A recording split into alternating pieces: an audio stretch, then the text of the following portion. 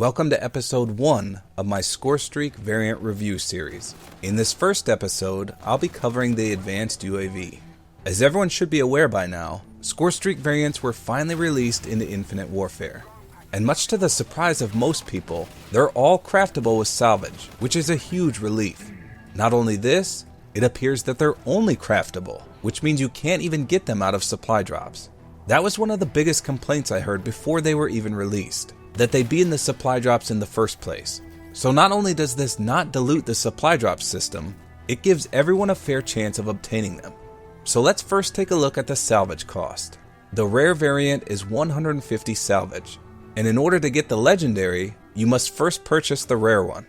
Then, the legendary variant is 300 salvage. This will unlock the epic one, which is 450 salvage. So for a mere 900 salvage, you can obtain all 3 variants of a single Scorestreak. So in this series, I'll be covering everything there is to know about each variant in the set of 3. So first up, as mentioned, the one I'm sure you'll be seeing the most of, the advanced UAV. We'll start with the rare variant called the Gecko. This one contains the tenacity perk, which makes it stay active for a longer period of time, but it has lower health. Now as you'll soon see, each variant has a positive as well as a negative for balancing purposes. The cost of the Gecko remains the same as the standard advanced UAV at 1250 points. So before we can understand the benefits and drawbacks of this rare variant, we first need to know the stats of the normal advanced UAV. Based upon my hand testing, the advanced UAV lasts for 35.033 seconds. And that's measured from when you first call it in until that spicy red Dorito chip turns back into a dot. Now each sweep of the UAV takes approximately 0.5 seconds, and there's 1.467 seconds between each sweep. There's also not a real-time display of enemy information, but instead you get a freeze frame in time showing their direction. Now it'll take 5 rockets from the Spartan launcher to take out an advanced UAV, and it takes 43 bullets with the Mauler Mammoth without FMJ. Now knowing all this, let's compare the Gecko. First of all, the duration. The Gecko lasts for 40.033 seconds, so you get a mere 5-second additional duration, which is not very impressive. As for its negatives, the health reduction isn't very noticeable with regard to Spartan rockets. It'll now take 4 instead of 5. Bullet-wise, however, it now takes 32 bullets with the Mauler Mammoth without FMJ. Everything else remains identical to the normal advanced UAV. So basically, you're giving up 1 rocket or 11 bullets health-wise for a 5-second increase in duration.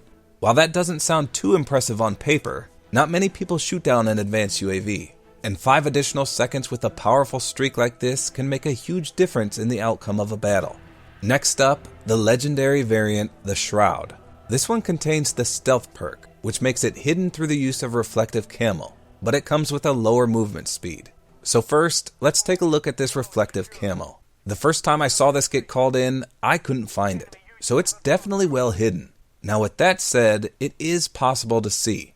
You'll see almost like a shell of the ship creeping in the sky, but there's 3 red lights that are flashing and easy to spot if you know what you're looking for. Now unfortunately, you're still able to shoot the camouflage ship as well. Furthermore, the engineer perk will render this positive completely useless. As soon as it gets called in, you'll see it pop up red on your minimap. So while it may be next to invisible in the sky itself, your minimap coupled with the engineer perk will essentially decloak it. Now there's some debate about the negative to this one. The description says it has a lower movement speed. Some people are saying this means a slower sweep time, and others say it's the actual ship's movement. I found it tough to accurately gauge how fast the ship itself is moving. But when looking at a side-by-side comparison with the regular advanced UAV, I'd say the Shroud does move just a tiny bit slower. The time it takes to make a sweep, as well as the duration of the sweep, is identical to the normal one. So based on this, it must mean the ship's movement speed. So overall for this one, I'd say it's not very impressive. Again, hardly anyone takes the time to shoot down an advanced UAV. And considering it takes 5 rockets to do so, or almost an entire clip or more from most guns, having it cloaked is basically next to useless. Now with that said, the negative aspect of a slower movement doesn't really hinder it that much either. This one is just not very exciting all around. Now lastly, the epic variant, the Overseer. This one contains the God Mode perk, or rather the max signal, which makes it so enemy markers are always visible and updated in real time, but for a shorter duration. So first of all, I need to stress that this one costs the exact same points as the normal advanced UAV. Most of the epic variants have a negative of more score to achieve, but not with this one for some reason. Now the effects of the real-time display are instantly noticeable. No longer do you have to wait for that sweep every 1.467 seconds. But for some reason, the sweep does still display, but the enemy is definitely revealed in real time. This means that as soon as they respawn, their red triangle is visible on your minimap. You don't just see their direction either, but rather as they move, so will their triangle on the minimap. And this of course is equivalent to the HATR in Black Ops 3. So how about the drawback of decreased duration, which is what most people want to know about? As it turns out, this epic variant lasts for 30.033 seconds. So on paper, it only lasts 5 seconds shorter than normal. However, there's a hidden bonus here. When you call in the Overseer variant, as soon as it's called in, the enemy lights up on your minimap. It's actually instant.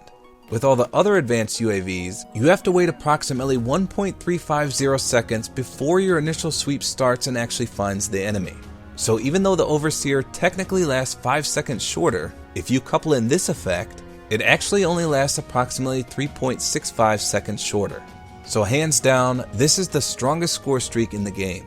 Given the fact that your entire team can also see this real-time effect, it can change the tide of a battle instantly.